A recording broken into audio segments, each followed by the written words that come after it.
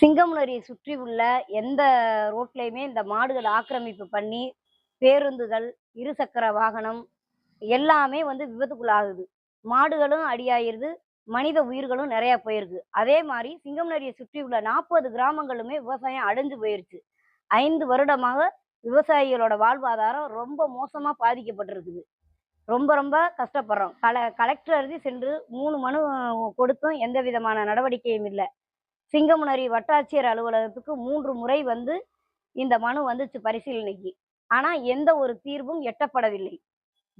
இப்போது இருக்கும் புதிய அரசாவது நடவடிக்கை எடுத்து விவசாயிகளோட வாழ்வாதாரத்தை காப்பாற்றுங்கிற நம்பிக்கை இருக்கு. பார்க்கலாம்.